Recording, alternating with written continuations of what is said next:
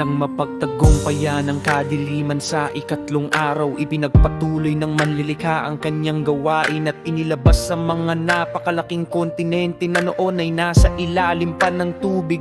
Itinaas niya ang kanyang mga kamay at inutusan magtipon ng tubig sa ilalim ng kalangitan sa isang dako, at lumitaw ang tuyong lupa. Sa agarang pagsunod, ang malinaw na tubig ay nagbigay daan sa tuyong lupang umangat, at ito'y tumaas sa ibabaw ng mga ito. Sa mga mababang dako ng lupa, ang tubig ay patuloy na magsasaliw ng ningning ng langit at magiging inumin para sa mga uwaw na nilalang. Sa pagpapakumbaba ng tubig, ito'y naglarawan sa manlilikha na sa dakilang pakikibaka ay bababa sa pinakamalagay na kalaliman upang muling ibangon ang buhay na walang hanggan sa mga kaluluwang nauuhaw. Habang tinitingnan ang mukha ng bagong mundong iyon, tinawak ng walang hanggan ang tuyong bahagi ng lupa, at ang pinagsama-samang tubig ay tilang utang bagat.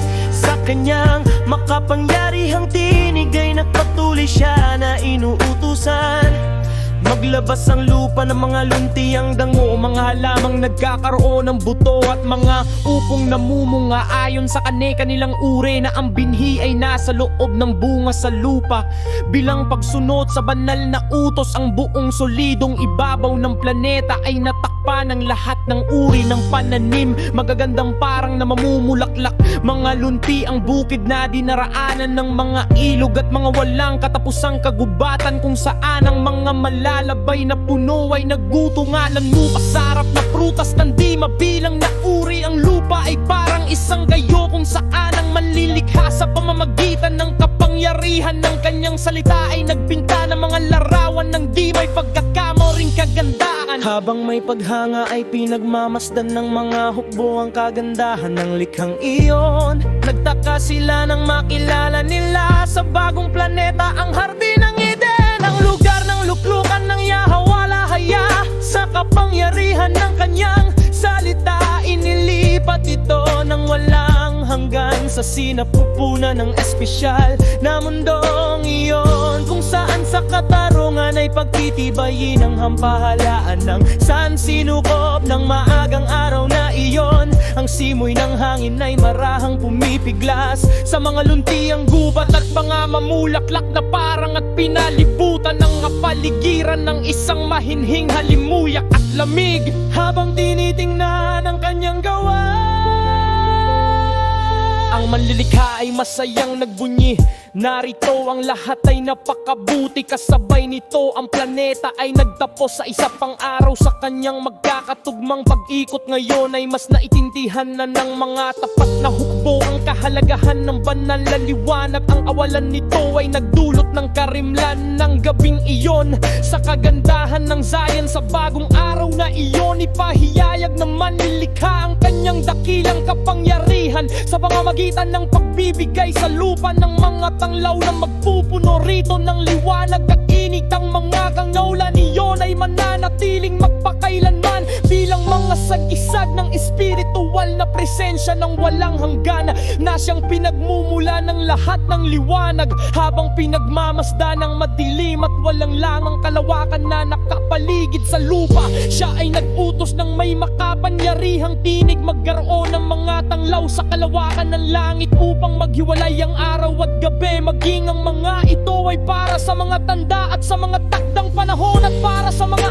araw at taon, at maging mga tanglaw ang mga ito sa kalawakan ng langit upang magbigay liwanag sa lupa. Kaagad na nagningning ang kalawakan dahil sa liwanag ng araw at sa mga refleksyon ng mga planeta at mga buwan. Sa harap ng pagpamalas ng kapangyarihang ito, ang mga tapat na hukbo ay lumuhod sa may paggalang na pagsamba sa ikaapat na araw. Nilikha ng walang hanggan ang mga mundo sa ating solar system, hindi upang tirahan tulad ng lupa, kundi para sa balanse ng sistema.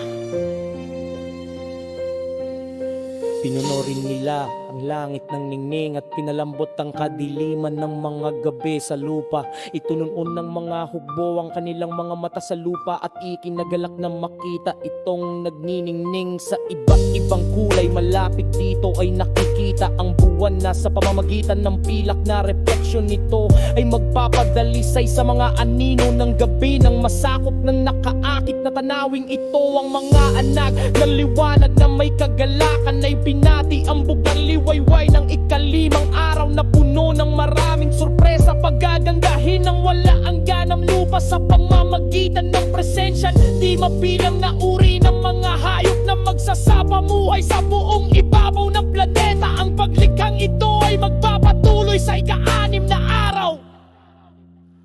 Itinaas ng manlilikhang kanyang makapangyarihang mga kamay at patingin muna sa malino na tubig ay ingutusan maglabas ng sagana at huwing ng mga umakalanga nilalang ng may tuwalik kagad na laking kulay alaw ng Dominic gayo sa rasen sa langdikang bilang na uri ng mga riktila ng masaya ang pangpangang kalamang ay tiyak-tiwa ng buhay sa mamamagitan lang patuloy nagpagyangguyak pagtunggang mubasa nga mga ito subtitong martit face mo ang dag sa malamagin balera lahat ay numitnao sa kanam ng mga